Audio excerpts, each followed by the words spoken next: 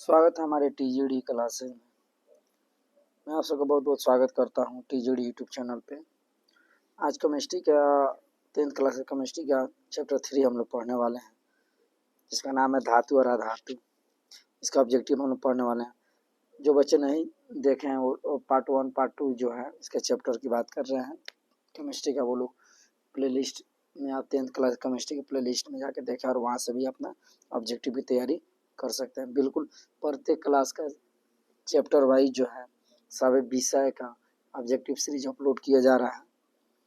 चाहे आप 9th की तैयारी करते हैं या 10th की तैयारी करते हैं या 11 या 12 में साइंस आर्ट्स सभी विषय की संपूर्ण तैयारी या general competition Bihar police Bihar दरोगा किसी भी तैयारी करना चाहते हैं तो आप हमारे चैनल से जुड़ के अपना लाभ उठा सकते हैं। तो चलिए हम लोग शुरू करते हैं। चैप्टर 3 धातु और अधातु की बात कर रहे हैं, ठीक है। चलिए पहला प्रश्न है, किस धातु को चाकू से आसानी से काटा जा सकता है? चलिए, किस धातु को आसानी से चाकू से काटा जा सकता है? तो पहला ऑप्शन है लोहा। नहीं, लोहा को नहीं काट सकते। तांबा नहीं, कैल्शियम नहीं काट सकते हैं। क्या सोडियम को आसानी से हम लोग क्या कर सकते हैं? चाकू से काट सकते हैं। सोडियम को याद रखिएगा, ठीक है। चलिए अगला प्रश्न पढ़ते हैं। अगर लगता है कि आपके लिए उपयोगी है तो आप शेयर करिए, अन्य दोस्तों के पास भेजिए ताकि उनको भी ज़्यादा से ज़्यादा मात्रा में लाभ मिले। बिल्कुल चैप्टर वाइज क्वेश्चन पढ़ाएंगे हम, बिल्कुल चैप्टर वाइज। आपको कोई भी एक्स्ट्रा कोई भी चिंता करने की ज़रूरत नहीं है। बिल्कुल सीरीज वाइज, चाहे physics chemistry biology Hindi English सभी विषय की संपूर्ण तैयारी हमारे यहाँ चैप्टर वाइज ऑफलाइन ऑनलाइन दोनों क्लासेज हमारे यहाँ उपलब्ध है। ये केमिस्ट्री का पार्ट 3 है, चैप्टर 3 का धातु अधातु का ऑब्जेक्टिव। चलिए दूसरा सवाल है, आपके स्क्रीन में चल रहा है। सोडियम की परमाणु संख्या क्या होती है? सोडियम की परमाणु संख्या क्या होती है? तो चलिए सोडियम की परमाणु संख्या बात करते हैं तो सोडियम जो है Na जो है उसकी परमाणु संख्या 11 होती है। ऑप्शन नंबर ए बिल्कुल सही है, याद रखिएगा। चलिए अगला सवाल पढ़ते हैं, आपके स्क्रीन पे चल रहा है। जिंक तथा सल्फ्यूरिक अम्ल के बीच अभिक्रिया से निम्नलिखित में कौन सी गैस निकलती है? अथवा जस्ता और तनु हाइड्रोक्लोरिक अम्ल की अभिक्रिया के फलस्वरूप निम्नलिखित कौन सा गैस बनता है? चलिए आपके सामने ऑप्शन की बात करते हैं। तो इसका पहला ऑप्शन है CO2, दूसरा है पहला ऑप्शन CO2, दूसरा ऑप्शन NO2, तीसरा H2 और चौथा है SO2। इनके मैं आपको बात बता दूं तो इसका ऑप्शन नंबर सी बिल्कुल सही जवाब H2 होता है, ठीक है। चलिए अगला सवाल पढ़ते हैं, आपके स्क्रीन पे चल रहा है। लोहे के फ्राइंग पैन को जंग से बचाने के लिए किस विधि का उपयोग किया जाता है? लोहे को फ्राइंग पैन से को जंग से बचाने के लिए किस विधि का प्रयोग किया जाता है? तो चलिए आपके सामने स्क्रीन पे चल रहा है। पहला ग्रीजर लगा के नहीं, दूसरा पेंट लगा नहीं, जिंक की परख चढ़ाकर कभी भी बचाया जा सकता है, ठीक है। तो चलिए अगला सवाल पढ़ते हैं, आपके स्क्रीन पे चल रहा है। चलिए 5 नंबर सवाल आपके स्क्रीन पे चल रहा है। निम्नलिखित में सबसे भारी धातु कौन सा है? सबसे भारी धातु कौन सा है, इसके पर ध्यान देंगे। 5 नंबर प्रश्न जो है पहला ऑप्शन है लिथियम, नहीं ये हल्का है।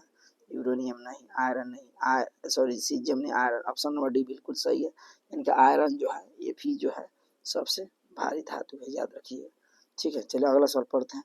निम्नलिखित में सबसे कम अभिक्रिया धातु कौन है?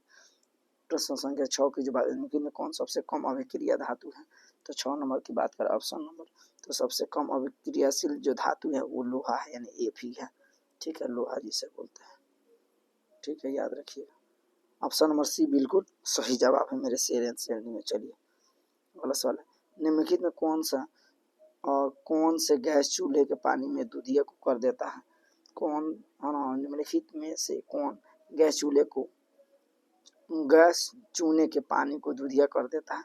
तो ऑप्शन की बात करें, चलिए इसका पहला ऑप्शन आपके स्क्रीन पे चल रहा है। पहला Cl2 नहीं, SO2 नहीं, CO2 कार्बन डाइऑक्साइड को आसानी से क्या करता है ना, क्या करता है? दूधिया कर देता है, कार्बन डाइऑक्साइड CO2, ठीक है। चलिए अगला प्रश्न पढ़ते हैं, आपके स्क्रीन पे चल रहा है। कौन सा धातु कमरे का ताप पर द्रव होता है?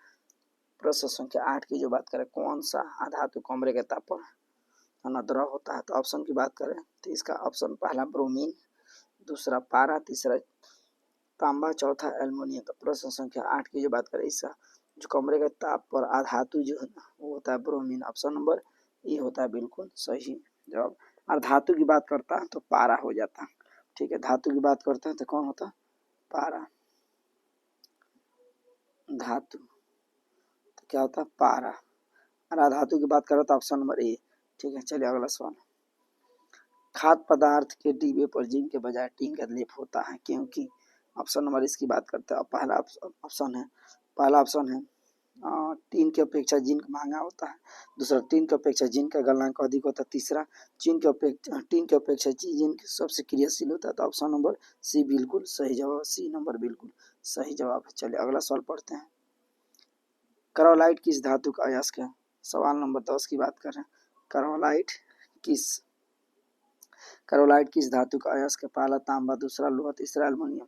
तांबा नहीं होगा, एल्युमिनियम नहीं, लोहा नहीं होगा, एल्युमिनियम होगा। ऑप्शन नंबर सी बिल्कुल सही जवाब है। ठीक है, ऑप्शन नंबर सी बिल्कुल सही जवाब है। चलिए अगला सवाल पढ़ते हैं। किसी कोष में इलेक्ट्रॉन की अधिकतम संख्या क्या होती है? प्रश्न संख्या 11 की जो बात करें, किसी कोष में इलेक्ट्रॉन की अधिकतम संख्या क्या होती है? तो अधिकतम संख्या की बात करें तो देखिए कि, चलिए इसको छोटा छोटा लिखते हैं, याद रखिए कि एल एम एन। यदि इलेक्ट्रॉन की संख्या की बात करें तो उसका सूत्र है 2n²। क्या होता है? 2n स्क्वायर, रिजिड नहीं है, 2n²। देखिए के में होती है 2, क्या होती है 2, एल में क्या होती है, तो देखिए एक एक करके रखिए तो पता चलेगा 8, एम में होती है 18 और एन में होती है 32। ठीक है, कैसा देखिए, तो एन का मतलब 1 2 3 4 रख के देखिए अपने आप क्लियर है। देखिए 2n² है। ऑप्शन नंबर बी जो है बिल्कुल सही जवाब है। तो देखिए यहाँ पर रखिए एन और 1 रखते हैं तो 1² 1 तो 2 कम 2 तो के कितना हो गया? तो ये बिहार पुलिस में जो 16 जुलाई के एग्जाम हुआ है ना, उसमें ये सवाल पूछा गया है। इलेक्ट्रॉन की सबसे कम संख्या किस में होती है? तो 2 होती है। अधिकतम होती है 32 में। ठीक है, याद रखिएगा। ठीक है, चलिए तो इस सूत्र की बात पूछा था ना, इसीलिए सूत्र, नहीं तो इसमें इलेक्ट्रॉन की संख्या पूछता नहीं इस प्रकार से, तो एन होता। क्या होता? एन। अब देखिए ना, यहाँ देखिए एल की बात करें तो एन बराबर 2 रखिएगा तो 2 दूना 4 है, 4 दूना 8। देख रहे हैं एन बराबर यहाँ 2 दूनी 4 दूना 8। और एम की बात करो तो 3 है, तो 3 रखो, 3 3 9 9 दूना 18 दिखवा रहे हैं। और 4 की बात करोगे 4 तो 4 चौका 16, 16 दूना 32। देख रहे हो, तो ऑप्शन नंबर भी बिल्कुल सही जवाब है। चलिए अगला सवाल पढ़ते हैं। निम्न में कौन सा उपधातु है? निम्न में कौन सा उपधातु है? 12 नंबर सवाल जो आपके स्क्रीन पे चल रहा है। तो गैलीलियो जो है ना, ऑप्शन नंबर सी बिल्कुल सही जवाब। ये क्या है? उपधातु है। क्या ये? उपधातु है। ठीक है, याद रखिएगा मेरे से आंसर नहीं। ठीक है, चलिए अगला सवाल पढ़ते हैं। अगला सवाल पर ध्यान देते हैं। ठीक है, चलिए निम्न में से किस धातु का गलनांक सबसे कम है? किस धातु का गलनांक सबसे कम है? 13 नंबर सवाल आपके स्क्रीन पे चल रहा है ना, किस धातु का गलनांक सबसे कम है? तो चलिए पहला अल्युमिनियम नहीं, सोडियम का जो होता है बिल्कुल सही है, इनकी सबसे कम होता है एन। ऑप्शन नंबर बी बिल्कुल सही जवाब है। ठीक है, ऑप्शन नंबर बी। चलिए अगला सवाल पढ़ते हैं। 14 नंबर सवाल की बात कर रहे हैं। निम्न में कौन सा अधातु है? कौन सा अधातु की बात कर रहे हैं? तो अधातु की जो बात हो रही है, 14 नंबर सवाल जो है इसकी बात कर रहे हैं, तो पहला नंबर है कार्बन। तो क्या है? कार्बन। ऑप्शन नंबर ए बिल्कुल सही जवाब है। देखिए मैं आपको पढ़ाया था ना, बहुत से वीडियो पढ़ाया तो उसमें मैं बता रहा हूँ कि देखिए धातु की पहचान बात करें, धातु के अंत में जो होता है ना वो यम होता है। क्या होता है? यम होता है। ठीक है, अधातु की बात करेंगे ना, अधातु के, तो उसके अंत में ना एन होता है। क्या होता है? एन मतलब 9 होता है। क्या होता है? 9। तो देखिए कार्बन 9 आ गया। यम है जितना लगा है ना, जितना सोडियम एल्युमिनियम कैल्शियम ये सब धातु है। क्या हो गया? धातु। देखो यम है तो याद रखना धातु के अंत में 9 होता है और सोडियम के धातु में है ना यम होता है। यम का मतलब क्या हो गया? एम होता है। क्या होता है? एम होता है। एबीसीडी में इसको एन बोलते हैं। याद रखिएगा मेरे प्यारे बाबू। तो ऑप्शन नंबर ए बिल्कुल सही जवाब है। चलिए अगला सवाल पढ़ते हैं। कौन सी गैस उत्सर्जित होगी जब धातु जल के साथ अभिक्रिया करेगी? 15 नंबर सवाल जो उसकी बात कर रहे हैं है ना, उसकी याद रखिएगा। ठीक है, 15 नंबर सवाल। तो ऑप्शन नंबर सी क्या होती है? हाइड्रोजन होती है। क्या होती है? हाइड्रोजन होती है। ठीक है, चलिए अगला सवाल बात करते हैं। निम्नलिखित में कौन सा सबसे अधिक क्रियाशील धातु है? सबसे अधिक क्रियाशील धातु की जो बात कर रहे हैं, प्रश्न संख्या 16 जो मैग्नीशियम होती है। क्या होती है? मैग्नीशियम। ऑप्शन नंबर ए बिल्कुल सही जवाब है। चलिए अगला सवाल। विद्युत अपघटनी परिष्करण में अशुद्ध धातु को बनाया जाता है। अशुद्ध धातु को बनाया जाता है। तो ऑप्शन की बात करें तो 17 नंबर सवाल है, इसका ऑप्शन नंबर पहला है एनोड, दूसरा है कैथोड, तीसरा अपघट्य, चौथा इनमें से कोई नहीं। तो एनोड होता है। क्या होता है? एनोड होता है। याद रखिएगा। ठीक है, एनोड को ना पता क्या कहता है? माइनस कहता है। कैथोड को प्लस कहते हैं, क्या कहते हैं, प्लस। ऑप्शन नंबर ए बिल्कुल सही जवाब है। ठीक है, चलो अगला सवाल पढ़ते हैं। लोहा और इस्पात को जंग से सुरक्षित रखने के लिए उन पर किस धातु की पतली परत चढ़ाई जाती है? 18 नंबर सवाल की जो बात करें उसको ध्यान से देखेंगे। ठीक है, चलिए इसकी बात करता है 18 नंबर सवाल। 18 नंबर सवाल की बात करें तो पतली परत चढ़ाई जाती है, वो जिंक की चढ़ाई जाती है। किसकी चढ़ाई? तो बाबू जिंक की चढ़ाई जाती है, मेरे शेर एंड श्रेणी में याद रखिएगा। ठीक है, चलिए अगला सवाल पढ़ते हैं। चलिए अगला सवाल आपके स्क्रीन पे चल रहा है, 1 मिनट इसको सही कर ले। चलिए अगला सवाल है, बॉक्साइट किस धातु का महत्वपूर्ण है? थोड़ा 1 मिनट बाबू, 1 मिनट।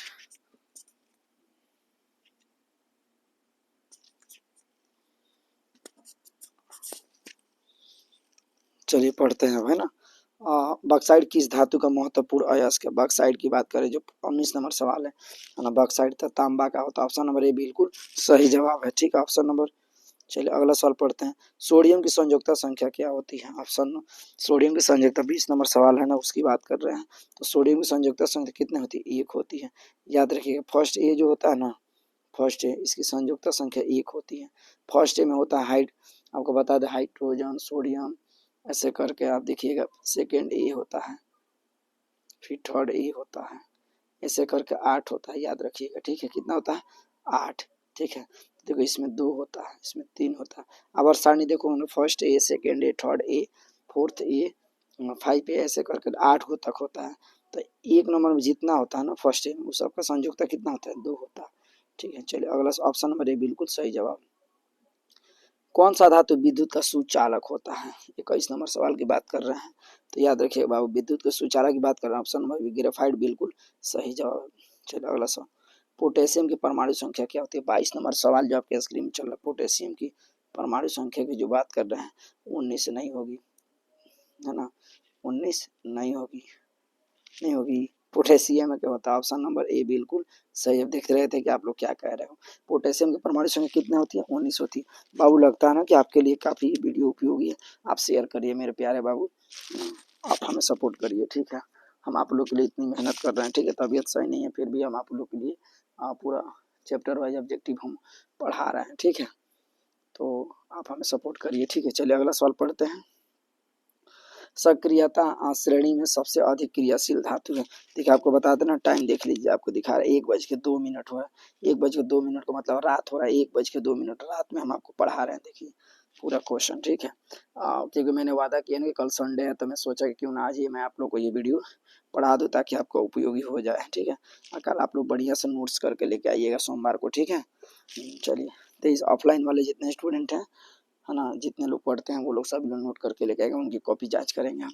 ठीक है, कि वो लोग लिखे हैं कि नहीं लिखे हैं। ठीक है, सक्रियता श्रेणी में सबसे अधिक क्रियाशील धातु है। 23 नंबर सवाल की जो बात कर रहे हैं, है ना, उसकी बात कर रहे हैं 23 नंबर। तो सोडियम होती है सक्रिय श्रेणी में सबसे अधिक क्रियाशील धातु। कौन होती है? सोडियम। ऑप्शन नंबर बी बिल्कुल सही जवाब है। चलिए अगला सवाल बात करें। पारे का अयस्क है, 24 नंबर सवाल पढ़ रहे हैं। तो पारे का अयस्क सी ने बाहर होता है। ऑप्शन नंबर डी बिल्कुल सही जवाब है। चलिए अगला सवाल, नाइट्रोजन डाइऑक्साइड के धुएं का रंग होता है।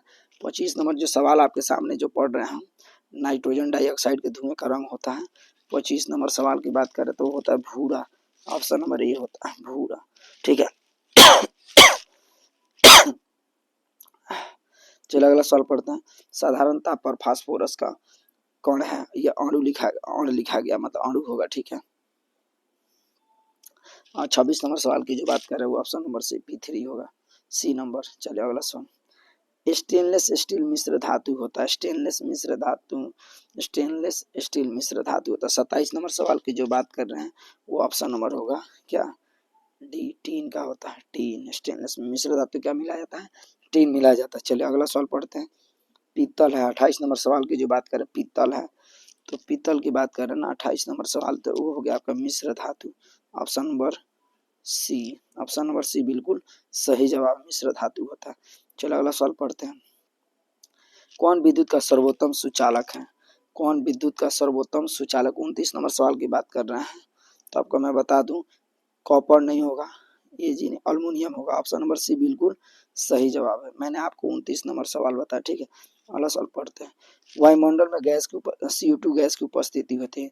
वायुमंडल में CO2 गैस की उपस्थिति होती है तो याद रखिएगा 0.03%।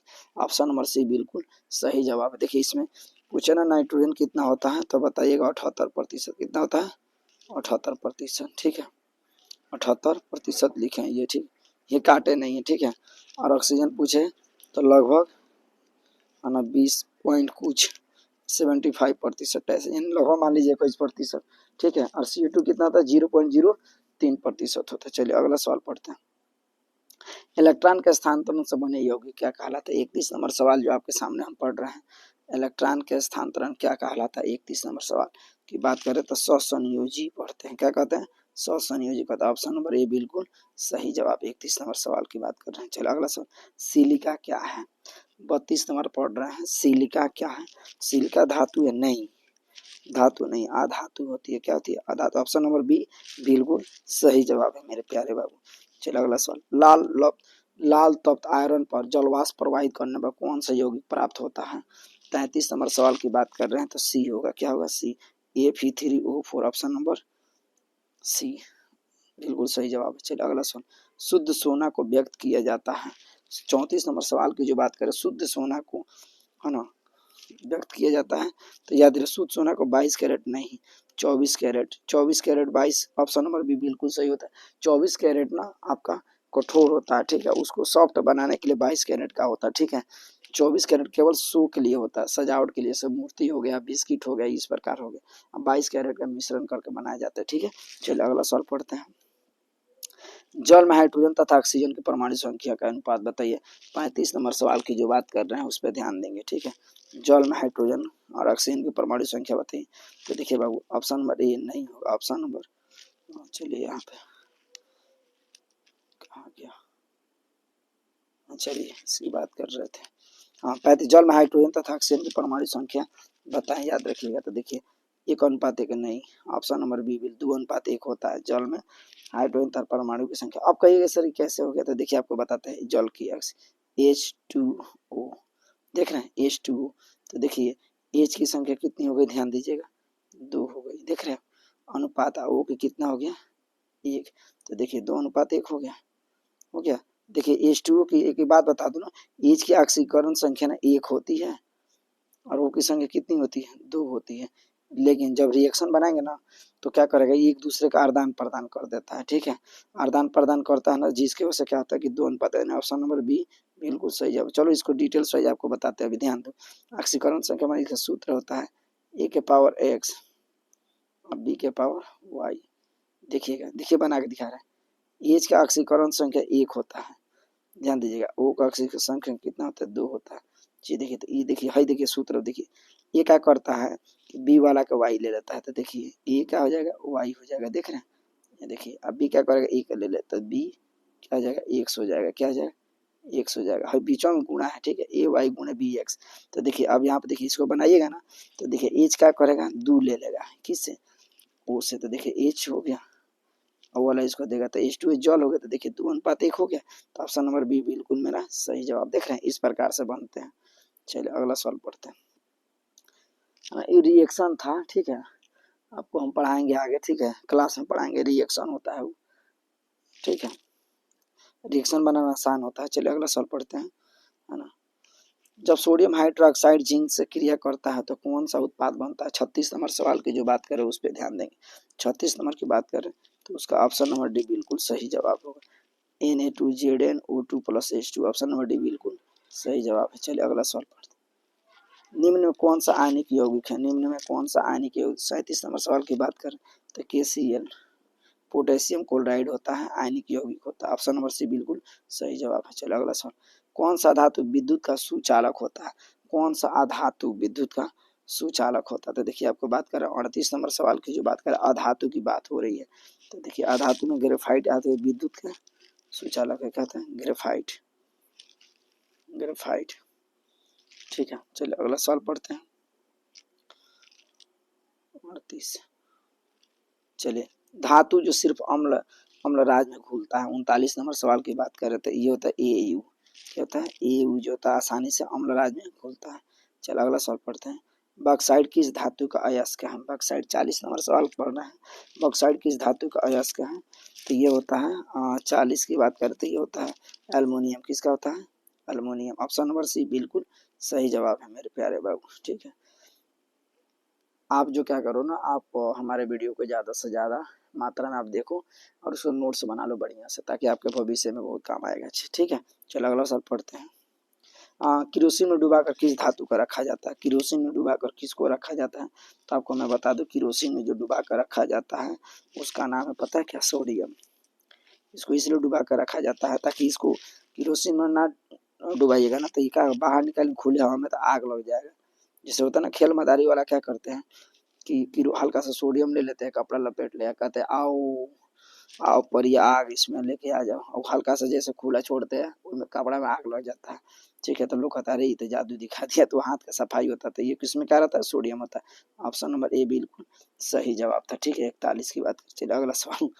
अब आप लोग मत करना, अब ये नहीं कोई गाँव में आपका आया खेल दिखाने वाला तो मत कहे सोडियम लेवल है, बेचारे का रोजी रोटी की बात है, वरना तो आप लोग ऐसा काम नहीं करोगे। ठीक है, चलिए 42 नंबर सवाल पढ़ रहे हैं। देखिए 1:11 हो गया है, याद रखिएगा। देख रहे हैं उस समय हम पढ़ा रहे हैं आप लोग को। 42 नंबर सवाल की बात कर रहे हैं, इसको ध्यान से देखेंगे। ठीक है, कोई धातु ऑक्सीजन के साथ अब क्रिया करके उच्च गलनांक पर वाला यौगिक निर्मित करती हुई यौगिक में विलय तत्व क्या कहलाती है? तो कैल्शियम का ऑप्शन नंबर ए बिल्कुल सही जवाब है। 42 नंबर सवाल। ठीक है, चलो अगला सवाल है। सीसा और टीन के मिश्र धातु को क्या कहते हैं? सीसा और टीन के मिश्र धातु को क्या कहते हैं? 43 नंबर सवाल। 43 नंबर की बात करें तो गॉन मेटल कहते हैं। क्या कहते हैं? Gun metal. Option number C बिल्कुल सही जवाब है। चलिए अगला सवाल पढ़ते हैं। 44 निम्नलिखित में से किसे चालक है ना, चालक कहा जा सकता है? ठीक है, निम्नलिखित में किसे चालक, वो गलती लिखा गया। ठीक है, इस सवाल है ना, निम्नलिखित में किसे चाकू से काटा जा सकता है? ठीक है, 44 नंबर की जो बात करें किसे चाकू से काटा, यहाँ चाकू लिखा गया। ठीक है, चाकू से है ना, यहाँ लिखा गया काटा जा सकता है ना, दी थी हमको किसको काट सकते हैं आसानी से? ऑप्शन नंबर ए बिल्कुल सही। निम्नलिखित में किसे चाकू से काटा जा सकता है? सवाल ये सही कर लीजिएगा। ठीक है, तो ऑप्शन नंबर ए था। चलिए, निम्नलिखित में कौन अधातु है? कौन अधातु है? 45 नंबर सवाल की जो चर्चा कर रहे हैं, निम्नलिखित में कौन अधातु है? तो फेरस है, आयरन। क्या है? आयरन। आयरन अधातु है। ठीक है, याद रखिए। चलिए अगला सवाल। लोहा को जिंक से लेपित करने की क्रिया क्या कहते हैं? लोहा को जिंक से लेपित करने की क्रिया को क्या कहते हैं? गैल्वेनीकरण कहते हैं। ऑप्शन नंबर बी जो है बिल्कुल सही है, गैल्वेनीकरण। चलिए अगला सवाल पढ़ते हैं। लोहे की परमाणु संख्या क्या होती है? 47 नंबर की बात करें तो 26 होती है। क्या होती है? 26 है। लोहे का मतलब क्या? Fe की परमाणु संख्या क्या होती है? 26 होती है। ठीक है, चलिए अगला सवाल पढ़ते हैं।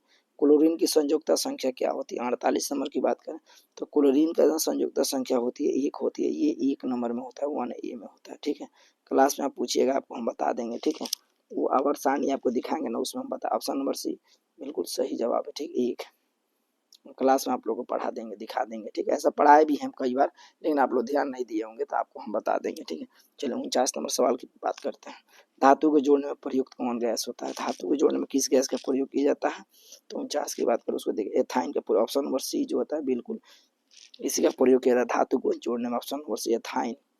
चलिए अगला सवाल। धातु का ऑक्साइड होते हैं। 50 नंबर सवाल। धातु का ऑक्साइड होते हैं क्या क्षारीय होते हैं? नहीं। उदासीन होते हैं? नहीं, इनमें से कोई नहीं। कौन था? अम्लीय होता है। ऑप्शन नंबर बी बिल्कुल सही जवाब है। ठीक है, अगला सवाल।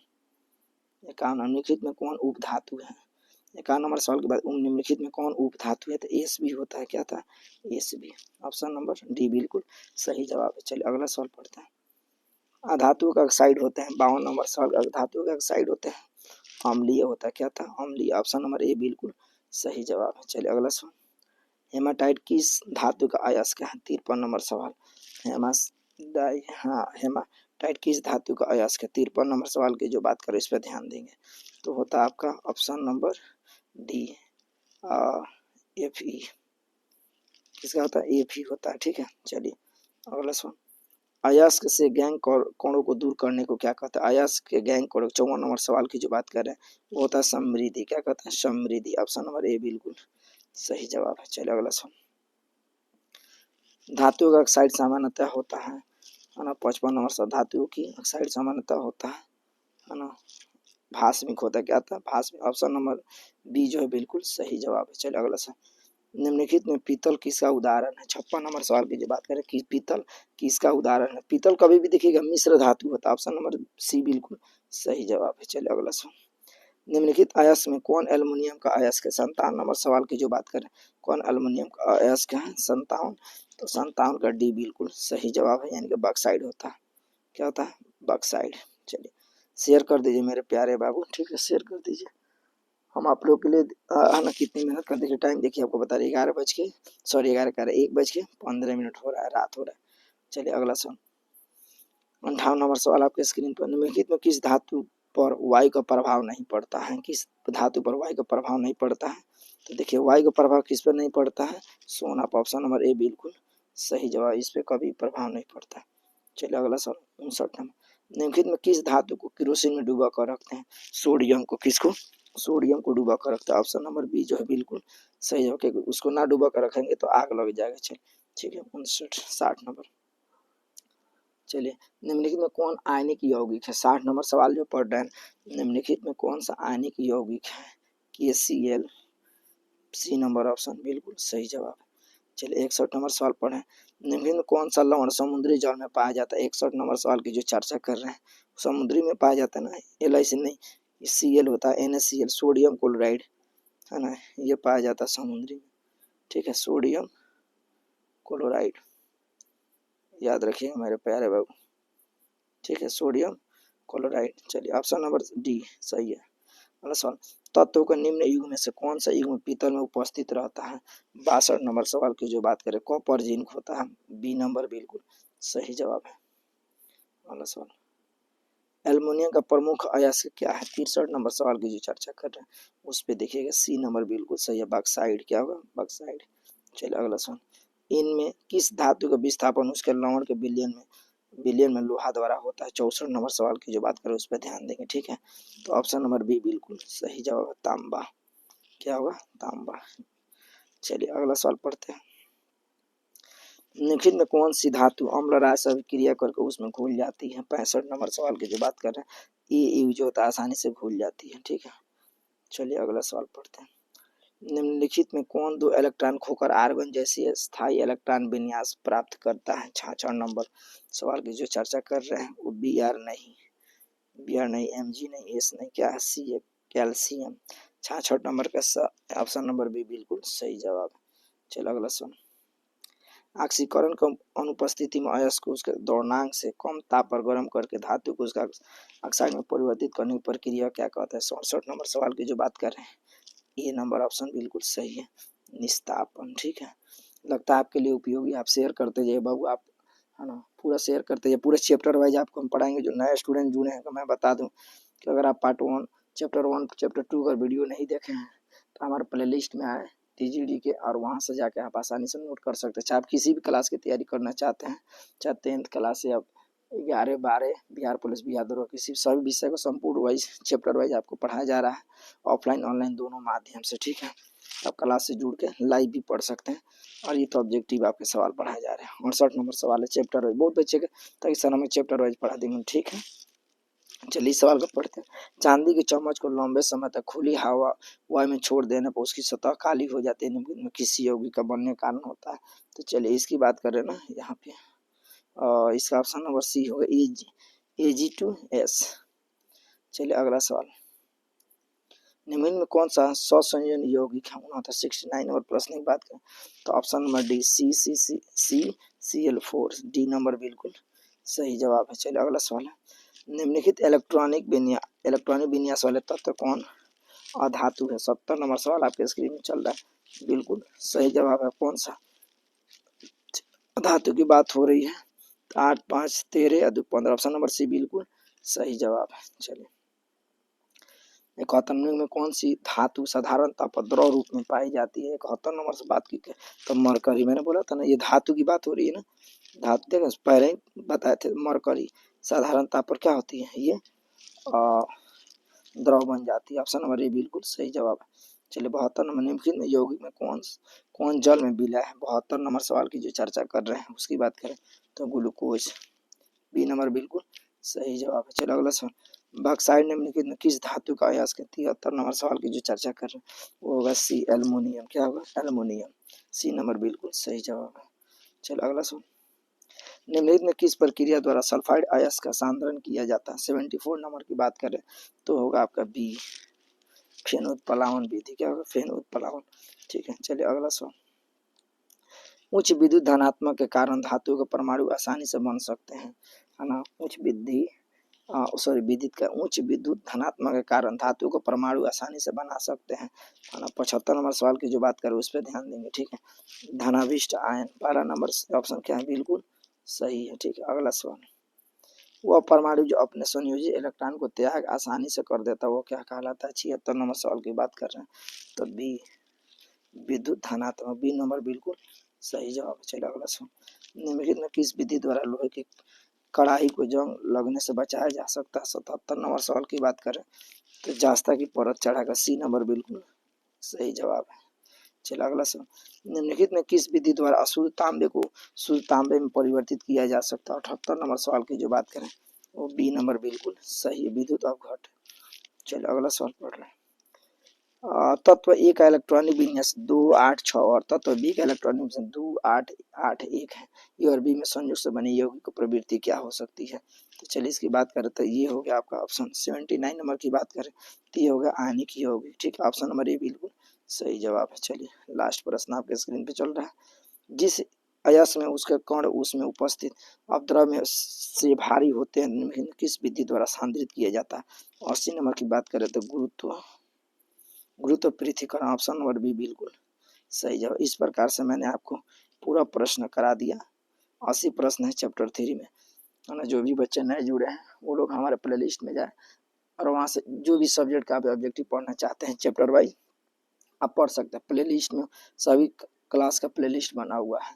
10th क्लास से केमिस्ट्री चाहिए, 10th क्लास बायोलॉजी चाहिए, 10th क्लास फिजिक्स चाहिए, 10th क्लास मैथ चाहिए, 12 क्लास आपको आर्ट्स का हिस्ट्री चाहिए, ज्योग्राफी चाहिए, 12 कोई भी चाहिए, फिजिक्स चाहिए 12 क्लास का, केमिस्ट्री चाहिए, मैथ चाहिए, बायोलॉजी चाहिए, जो भी आपको चाहिए सभी सब्जेक्ट वाइज आपको मिलेगा।